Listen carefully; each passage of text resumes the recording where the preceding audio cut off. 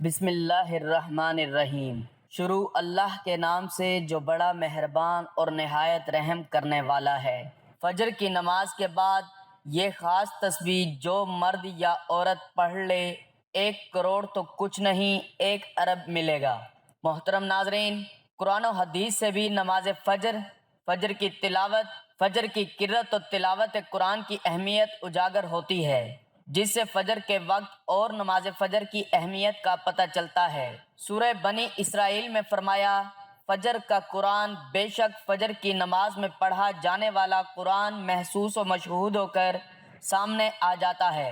یعنی اگر فجر کی نماز میں پڑھا جانے والا قرآن اگر سمجھ کر بغور پڑھا یا سنا جائے تو وقت فجر کے تمام انوار و تجلیات اور قرآنی فیوز و برکات مشتقل ہو کر اللہ کے وجود اور اس کی وحدانیت کی گواہی دیتے ہوئے محسوس ہوتے ہیں۔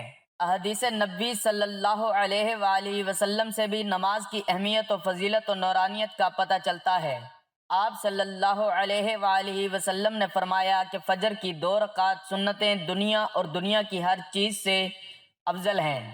اللہ کے احکام کو بجا لانے اور ممنوعات سے اجتناب برتنے کا نام بندگی و عبادت ہے۔ اسلام کے نزدیک عبادت کا مفہوم نہایت وسیع ہے۔ اسلام کا مطالبہ ہے کہ انسان کی پوری زندگی عبادت سے عبارت ہو۔ وہ اس طرح زندگی بسر کرے کہ اس کا ہر کام عبادت میں شمار ہو، اور اس کا واحد طریقہ یہی ہے کہ وہ اللہ کے بتائے ہوئے طریقے کے مطابق زندگی گزارے، ہر بات میں حکم الہی کو پیش نظر رکھے۔ اسلام اس بڑی عبادت کے لیے انسان کو جن ذرائع سے تیار اور اس کی تربیت کرتا ہے، عرف عام میں انہیں عبادت کہا جاتا ہے، لیکن دراصل یہ تمرینات عبادت ہیں۔ انہیں ارکان اسلام بھی اسی وجہ سے کہا جاتا ہے کہ اسلام کی عمارت انہی ستونوں پر قائم ہے۔ ارکان اسلام میں نماز سر فہرست اور پہلے نمبر پر ہے۔ ان تمام عبادات میں نماز کو جو اہمیت و فضیلت حاصل ہے وہ کسی بھی صاحب ایمان اہل نظر سے پوشیدہ نہیں۔ نماز کی اہمیت کا اندازہ اس بات سے لگائیں کہ قرآن کریم کے ہر پیغام میں صلاۃ یعنی نماز کا لفظ حرف جلی میں موجود ہے۔ ایمان کے بعد سب سے اہم رکن جس کا مطالبہ اہل اسلام سے کیا گیا ہے وہ نماز ہی ہے۔ نماز مسلمانوں کی دینی پہچان اور امتیازی نشان ہے۔ یہی وجہ ہے قرآن و حدیث میں اس کی ادائیگی پر بہت زیادہ زور اور ترک پر وعید موجود ہے۔ بفرمان نبی صلی اللہ علیہ وآلہ وسلم، نماز کی دین میں وہی اہمیت ہے جو انسانی جسم میں سر کی ہے۔ مومن اور کافر کے درمیان امتیاز کرنے والی چیز نماز ہے، لہٰذا جس نے اسے چھوڑا اس نے کفر کیا۔ اس وعید سے اندازہ لگایا جا سکتا ہے کہ اسلام میں نماز کی اہمیت کیا ہے۔ جو چیز جس قدر اہم اور ضروری ہوتی ہے اس کی بجا آوری پر اجر و ثواب بھی اسی قدر زیادہ ملتا ہے۔ چنانچہ نماز کا ثواب بھی اس قدر ہے کہ انسان اس کا تصور نہیں کر سکتا۔ لیکن 5 وقتہ نمازوں میں فجر کی نماز کی اہمیت و فضیلت سب سے نمایاں ہے، اور اس کی ادائیگی پر اجر و ثواب بھی دیگر 4 نمازوں سے زیادہ ہے۔ اس کی وجہ یہ ہے کہ فجر کے وقت دنیا نیند کی آغوش میں محو استراحت ہوتی ہے اور خواب خرگوش کے مزے لے رہی ہوتی ہے۔ لوگوں پر غفلت اور سستی کی چادر تنی ہوئی ہوتی ہے۔ ایسے میں نرم و گرم آرام دہ بستر کو چھوڑ کر اللہ کی اطاعت و محبت میں بارگاہ الہی میں سجدہ ریز ہونا بڑا مشقت اور نفس کو زیر کرنے جیسا مشکل کام ہے۔ اللہ تعالیٰ کی سنت یہ ہے کہ بندے کو جس نیکی کے کرنے میں مشقت زیادہ ہو اور نفس و شیطان سے لڑائی لڑنی پڑے، اللہ اس پر زیادہ اجر و ثواب عطا کرتا ہے، چاہے وہ نیکی کتنی ہی چھوٹی کیوں نہ ہو۔ قرآن و حدیث اور اسلامی لٹریچر میں دنیا سے مراد مشرق و مغرب، شمال و جنوب کا کرۂ ارض نہیں، بلکہ دنیا سے مراد یہ کائنات اور اس کی تمام تر نعمتیں، خزانے، دولت و ثروت اور حکومت و سطوت مراد ہے۔ سوچئے، جب فجر کی 2 رکعات سنتوں کی یہ فضیلت ہے کہ پوری دنیا کی نعمتیں اور خزانے اس کے سامنے مانند اور ہیچ ہیں، تو پھر فجر کے فرض کا کیا عالم ہوگا۔ صحیح مسلم کی روایت میں ہے کہ رسول اللہ صلی اللہ علیہ وآلہ وسلم نے فرمایا، جو شخص فجر کی نماز پڑھ لیتا ہے وہ اللہ کے ذمہ میں آ جاتا ہے۔ یعنی جو شخص نماز فجر کا فریضہ ادا کر لیتا ہے وہ اللہ کی حفاظت میں آ جاتا ہے اور اسے کوئی بھی نقصان نہیں پہنچا سکتا۔ بخاری و مسلم ہی کی ایک روایت میں ہے کہ جس نے 2 ٹھنڈے وقت کی نمازیں فجر اور عصر ادا کر لیں وہ جنت میں داخل ہوگا، یعنی آپ صلی اللہ علیہ وآلہ وسلم نے فجر و عصر ادا کرنے والے کو جنت کی بشارت سنائی۔ ایک اور روایت میں ہے کہ رسول اللہ صلی اللہ علیہ وآلہ وسلم نے فرمایا، جو شخص عشاء کی نماز باجماعت ادا کرے گا اسے آدھی رات کے قیام کا ثواب ملے گا، جو عشاء و فجر کی نمازیں باجماعت ادا کرے گا اس کے لیے پوری رات کے قیام کا ثواب ہوگا۔ نماز فجر کی ادائیگی میں ہماری سستی و غفلت اور کاہلی و کوتاہی انتہا کو پہنچی ہوئی ہے۔ کوئی بھی موسم ہو، بقیہ 4 نمازوں کے مقابلے میں فجر میں نمازی بہت کم تعداد میں ہوتے ہیں۔ یہی حال گھروں میں خواتین کی نماز فجر کا ہے۔ فجر میں وہ اہتمام نہیں ہوتا جو بقیہ 4 نمازوں کی ادائیگی میں ہوتا ہے۔ موسم گرما میں راتیں چھوٹی ہونے کا بہانہ اور موسم سرما میں صبح سردی کا عذر الگ، لیکن ہمارا ہر بہانہ اور عذر نماز میں کوتاہی و غفلت کے سلسلے میں اللہ کے ہاں ناقابل قبول ہوگا۔ ہم میں سے اکثر لوگوں کو ایک شکوہ ہمیشہ رہتا ہے کہ روزی میں برکت نہیں، گھر میں برکت نہیں، کتنا ہی کما لیں پتہ ہی نہیں چلتا کہ کہاں گیا۔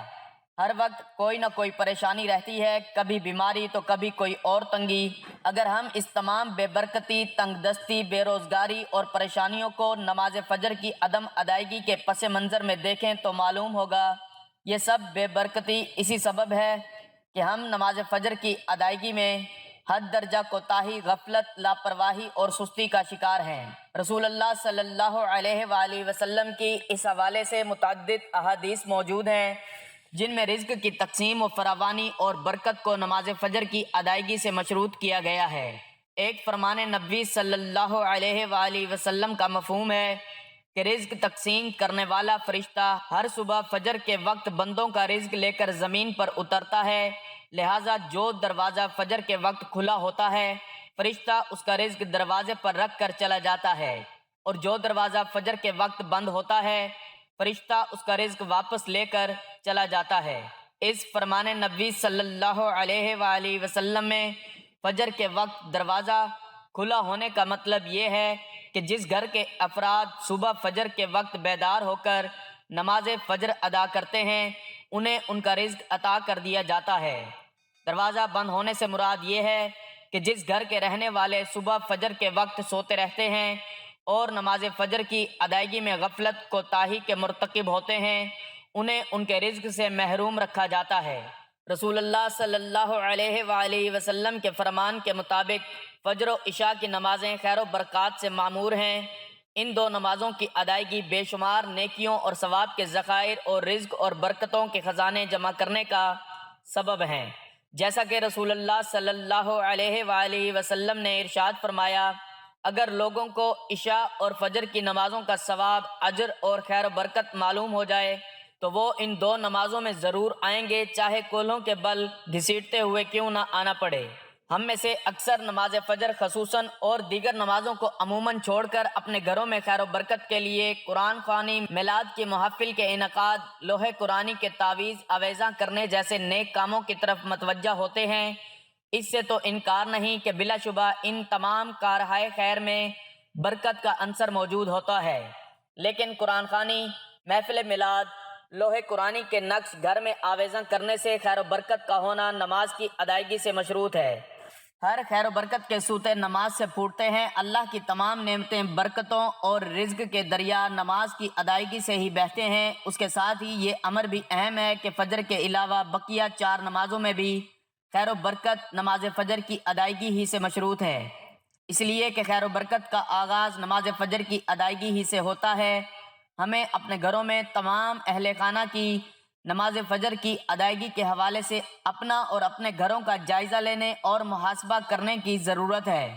اللہ تعالیٰ نے سورہ تحریم میں ارشاد فرمایا، اے ایمان والو، خود کو اور اپنے گھر والوں کو اس آگ جہنم سے بچاؤ جس کا ایندھن آدمی اور پتھر ہیں۔ یاد رکھیے، نماز فجر کی کوتاہی اور غفلت اور نماز نہ پڑھنا گھر کی نحوست کی علامت کا آغاز ہے۔ رسول اللہ صلی اللہ علیہ وآلہ وسلم نے ایسے مسلمان کو خبیث اور منافق قرار دیا۔ آپ صلی اللہ علیہ وآلہ وسلم نے فرمایا کہ ایسے شخص کو میرا دل چاہتا ہے آگ لگا کر جلا دوں۔ ہمارے نوجوان جو رات بھر موبائل پر یوٹیوب، گوگل، فیس بک، واٹس ایپ اور نہ جانے کن کن غلاظتوں میں غوطہ زن رہتے ہیں اور عین فجر کے وقت سو جاتے ہیں، انہیں ان وعیدوں اور تنبیہات سے عبرت و سبق اور نصیحت حاصل کرنی چاہیے، اور یہ بات ہر مسلمان کو ذہن نشین رکھنی چاہیے کہ نماز فجر میں ناغہ اللہ اور رسول صلی اللہ علیہ وآلہ وسلم کو کسی صورت قبول نہیں۔ یہ ایسی غلطی، کوتاہی، غفلت اور سستی پر مبنی گناہ ہے کہ اس پر جتنا لکھا اور بولا جائے کم ہے۔ اسی طرح ناظرین، ہمارا آج کا وظیفہ بھی فجر کی نماز کے بعد کا ہے، کیونکہ فجر کی نماز کی فضیلت و برکات کے حوالے سے آپ کو قرآن و حدیث کی روشنی میں اس کی اہمیت بتائی گئی ہے۔ تو فجر کی نماز کے بعد آپ نے یہ وظیفہ کرنا ہے۔ جو میرے بہن بھائی دوست دولت کی کمی کی وجہ سے شدید پریشانیوں میں مبتلا ہیں، ان دوستوں کو آج میں اپنے سینے کا خاص راز بتانے لگا ہوں۔ آپ سب دل تھام کر بیٹھیے گا اور سنیے گا۔ انشاءاللہ اس وظیفے کو کرنے سے آپ کی تمام پریشانیاں دور ہو جائیں گی، جس کا طریقہ کار یہ ہے کہ جب بھی آپ فجر کی نماز پڑھ لیں اس کے فوراً بعد اسے پڑھ لیں۔ اللہ پاک کا ایسا کرم ہوگا کہ آپ کی عقل دنگ رہ جائے گی کہ اچانک دولت کا طوفان میرے پاس آ گیا ہے۔ وہ کہاں سے آ گیا ہے؟ آج کا میرا یہ وظیفہ ایک خاص وظیفہ ہے جو میں آپ کو بتانے لگا ہوں۔ اس کو صرف ایک بار نماز فجر کے بعد پڑھ لو، آپ کے پاس جو دولت کی کمی ہے انشاءاللہ تعالی وہ ختم ہو جائے گی۔ ناظرین اکرام، یہ ایک ایسی تسبیح ہے، ایک ایسا عمل ہے، یہ ایسا وظیفہ ہے کہ جس کو کرنے سے اللہ بہت خوش ہوتا ہے، اور یہ تو سبھی مسلمانوں کا عقیدہ ہے کہ جس سے اللہ خوش ہو جائے اس کی دنیا اور آخرت دونوں ہی پلک جھپکتے سنور جاتی ہیں، اس کے ہر بگڑے کام غیب سے ٹھیک ہو جاتے ہیں۔ اس وظیفے کو، اس عمل کو، اس تسبیح کو کرنے والے پر اللہ تعالیٰ اپنی خصوصی رحمت و شفقت نازل فرماتا ہے اور اس کو اپنے نیک اور برگزیدہ بندوں کی فہرست میں شمار کر لیتا ہے، اور پھر اس بندے کی جو بھی حاجات ہوتی ہیں ان کو اللہ تعالیٰ جلدی پورا فرما دیتا ہے۔ اگر رزق کے حوالے سے کوئی تنگی یا پریشانی ہو تو رب کعبہ پورے سال کا ڈھیروں رزق اور دولت اس کے نصیب میں لکھ دیتا ہے، کیونکہ اس عمل کو کرنے سے، اس وظیفے کو کرنے سے اللہ تعالیٰ نصیب اور تقدیر کے فیصلے کر دیتا ہے۔ آپ کسی بھی دن اس تسبیح کو کر سکتے ہیں۔ اب میں وہ خاص وظیفہ آپ کے حوالے کر رہا ہوں جس کو پڑھنے والا رب کعبہ سے بیٹھے بیٹھے لاکھوں اور کروڑوں کی خواہش بھی کرے گا تو میرا رب لاکھوں کروڑوں روپے بھی عطا فرمائے گا۔ یہ وظیفہ پڑھنے والے سے رب خوش ہو جاتا ہے، اور جس بندے سے رب خوش ہو جائے اس کا ذکر فرشتوں سے کرتا ہے، اسے نام لے کر پکارتا ہے اور پھر حکم جاری کرتا ہے اور فرشتوں سے فرماتا ہے کہ جاؤ اور میرے اس بندے کی ہر حاجت کو پورا کر دو، اس کا ہر مقصد پورا فرما دو۔ یہ جو کچھ بھی مانگتا ہے، جیسا بھی مانگتا ہے، جلدی سے جاؤ اور میرے غیبی خزانے سے اس کی جھولیاں بھر دو۔ اب جب رب کی ذات تم کو دینے کے لیے تیار ہے تو پھر تم لوگ لینے سے کیوں انکار کرتے ہو؟ اس کے علاوہ ناظرین اکرام، میں خاص ویڈیو میں اپنے تمام بھائیوں اور بہنوں اور بیٹیوں سے یہ بھی گزارش کرتا ہوں کہ آپ میں سے بہت سی بہنیں اور بیٹیاں ایسی بھی موجود ہوں گی کہ جن کے رشتے نہیں ہو رہے، وہ بہترین رشتوں کے اسباب چاہتے ہیں یا پسند کی شادی کرنا چاہتے ہیں، نوکری تو ہے لیکن وہ پسند نہیں کرتے اور من پسند نوکری حاصل کرنا چاہتے ہیں، قرض دار ہیں، پریشان ہیں کہ قرض سے کیسے نجات پائیں، میاں بیوی تو ہیں لیکن ان میں محبت کی کمی ہے، یا پھر کسی دوسرے سے تڑپنے والی محبت چاہتے ہیں، اگر بے اولاد ہیں اور اولاد چاہتے ہیں، یا پھر اولاد تو ہے لیکن نافرمان اولاد ہے، نافرمان شوہر ہے، غرض آپ کی کوئی بھی پریشانی ہے، آپ یہ وظیفہ صرف ایک بار کیجئے۔ انشاءاللہ آپ جس مقصد کو بھی ذہن میں رکھ کر کریں گے، انشاءاللہ آپ جس مقصد کو بھی ذہن میں رکھ کر کریں گے، میرا رب اس مقصد کو ایک ہی دن میں پورا فرمائے گا۔ حضرت ابو ہریرہ رضی اللہ تعالیٰ عنہ کی روایت کا مفہوم ہے کہ نبی کریم صلی اللہ علیہ وآلہ وسلم نے فرمایا، 2 کلمے بسم اللہ الرحمن الرحیم سبحان اللہ و بحمدہ سبحان اللہ العظیم، ادائیگی کے اعتبار سے تو زبان پر ہلکے ہیں لیکن میزان پر بہت بھاری اور رحمان کے نزدیک انتہائی محبوب ہیں۔ حضرت ابو ذر غفاری رضی اللہ تعالیٰ عنہ فرماتے ہیں کہ حضور سید العالمین صلی اللہ علیہ وآلہ وسلم نے مجھ سے ارشاد فرمایا، کیا میں تجھے اللہ رب العزت کے پسندیدہ کلام کے بارے میں مطلع نہ کروں؟ میں نے عرض کیا، یا رسول اللہ، مجھے اللہ تبارک و تعالیٰ کے محبوب کلام کے بارے میں ضرور بتائیے۔ آپ صلی اللہ علیہ وآلہ وسلم نے فرمایا، بے شک اللہ پاک کا پسندیدہ کلام ہے سبحان اللہ و بحمدہ سبحان اللہ العظیم۔ ایک دوسری روایت میں ہے کہ جناب رسالت مآب صلی اللہ علیہ وآلہ وسلم سے استفسار کیا گیا کہ سب سے افضل کلام کون سا ہے؟ آپ صلی اللہ علیہ وآلہ وسلم نے ارشاد فرمایا، وہ کلام جسے اللہ تعالیٰ نے اپنے ملائکہ اور بندوں کے لیے خاص کر لیا ہے، وہ ہے سبحان اللہ و بحمدہ سبحان اللہ العظیم۔ حضرت ابو ہریرہ رضی اللہ تعالیٰ عنہ سے روایت ہے کہ نبی کریم صلی اللہ علیہ وآلہ وسلم نے ارشاد فرمایا، جو شخص ایک دن میں 100 مرتبہ سبحان اللہ و بحمدہ سبحان اللہ العظیم پڑھتا ہے، اس کے گناہ مٹا دیے جاتے ہیں، اگرچہ وہ سمندر کے جھاگ کے برابر ہوں۔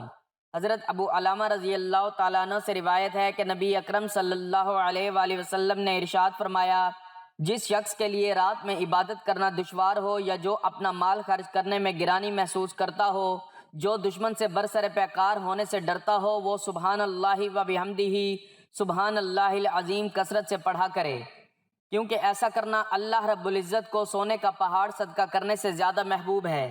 میرے بھائیوں اور میری بہنوں، رب سے مانگنے کا وقت ہے۔ جب رب کی ذات خود دینے کو تیار ہے تو پھر کیوں نہ رب سے اپنے لیے رحمتیں، بخشش، مغفرت اور ڈھیروں رزق مانگ لیا جائے۔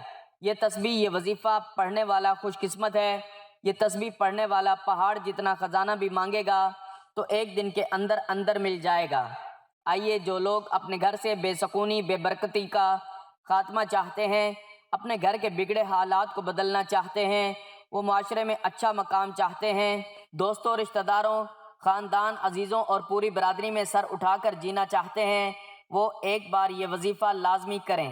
یہ وظیفہ آپ کی زندگی کے راستے میں آنے والی تمام مشکلات، دکھوں، تکلیفوں اور پریشانیوں کو ختم کرتے ہوئے ہر قدم پر کامیابی کو آپ کا مقدر بنا دیتا ہے۔ آپ نے اس وظیفے میں رب کے صفاتی نام پڑھنے ہیں، اور یہ زیادہ مشکل وظیفہ نہیں ہے۔ یہ عمل بہت ہی آسان ہے، لیکن آپ نے کامل یقین کے ساتھ اور پوری توجہ کے ساتھ اللہ پاک کے یہ صفاتی نام پڑھنے ہیں۔ ان کو پڑھنے کا اور اس عمل کو کرنے کا طریقہ آپ کو بتاتے ہیں۔ تو آپ سب سے پہلے نماز فجر ادا کر لیں۔ فجر کی نماز میں پہلے 2 سنت ادا کی جاتی ہیں، اس کے بعد فرض پڑھتے ہیں۔ پہلے آپ خشوع و خضوع کے ساتھ فجر کی نماز ادا کر لیں۔ اگر مرد یہ وظیفہ کریں تو وہ باجماعت نماز ادا کریں۔ اس کے بعد آپ نے جہاں پر بھی 2 فرض ادا کیے ہیں وہیں پر بیٹھ جائیں اور سب سے پہلے 3 بار بسم اللہ الرحمن الرحیم پڑھ لیں۔ پھر اول آخر 11 مرتبہ درود ابراہیمی پڑھیں۔ ایک بار ثواب کی نیت سے میرے ساتھ بھی پڑھ لیں۔ اللہم صلی علی محمد وعلی آل محمد کما صلیت علی ابراہیم وعلی آل ابراہیم انک حمید مجید۔ اللہم بارک علی محمد وعلی آل محمد کما بارکت علی ابراہیم وعلی آل ابراہیم انک حمید مجید۔ درود پاک پڑھنے کے بعد آپ نے 11 مرتبہ ہی سورۃ کوثر پڑھیں۔ انا اعطیناک الکوثر فصلی لربک وانحر ان شأنک هو الابتر۔ اس کے بعد 33 مرتبہ اللہ کا صفاتی نام یا مجیدو یا مجیدو یا مجیدو، اس کو آپ نے پڑھنا ہے، اور اس کے بعد آپ 11 مرتبہ ہی سورۃ اخلاص پڑھیں گے۔ بسم اللہ الرحمن الرحیم، قل هو اللہ احد اللہ الصمد لم یلد ولم یولد ولم یکن لہ کفوا احد۔ جب آپ لوگ سورہ اخلاص پڑھ لیں 11 مرتبہ، اس کے بعد پھر آپ نے 33 مرتبہ اللہ کا دوسرا صفاتی نام یا لطیفو پڑھنا ہے۔ یاد رہے، یا لطیفو یا لطیفو یا لطیفو۔ اس کو بھی اچھی طرح 33 مرتبہ پڑھنے کے بعد آپ نے پھر 33 مرتبہ یا ودودو پڑھنا ہے۔ یا ودودو یا ودودو یا ودودو۔ اس کو اچھے طریقے سے پڑھنے کے بعد آپ نے پھر 33 مرتبہ یا مقتدر پڑھنا ہے، یا مقتدر، یا مقتدر، یا مقتدر۔ آپ کی جتنی بھی دولت کی تنگی ہے انشاءاللہ جلد ہی ختم ہو جائے گی۔ آپ جیسے ہی یہ عمل کریں گے آپ مالا مال ہو جائیں گے، آپ کی بند قسمت کے تالے کھل جائیں گے، آپ کی غیب سے مدد ہو جائے گی۔ آپ یہ ایک تسبیح میرے بتائے گئے طریقے کے مطابق ہی پڑھ لیجئے، انشاءاللہ میرا رب راضی ہو جائے گا۔ پھر آپ کو اتنا نوازے گا کہ آپ کو خود بھی کچھ سمجھ نہیں آئے گی کہ کہاں کہاں سے دولت آ رہی ہے، اور آپ کی آنے والی نسلیں بھی مجھے یاد رکھیں گی۔ اس عمل کی اجازت ہر کسی کو ہے۔ اگر ویڈیو پسند آئی ہو تو چینل کو سبسکرائب ضرور کرنا۔ آخر میں دعا ہے کہ اللہ تعالی ہماری اس ویڈیو میں کہی گئی کمی اور کوتاہی کو معاف فرمائیں، اور جو بھی اس وظیفے کو کریں اللہ پاک اپنے پیارے حبیب صلی اللہ علیہ وآلہ وسلم کے صدقے ان کی تمام جائز حاجتیں اپنی بارگاہ میں قبول و منظور فرمائے۔ آمین آمین آمین۔ اللہ ہمیں اور آپ سب سننے اور دیکھنے والوں کو اپنی حفظ و امان میں رکھے، آمین۔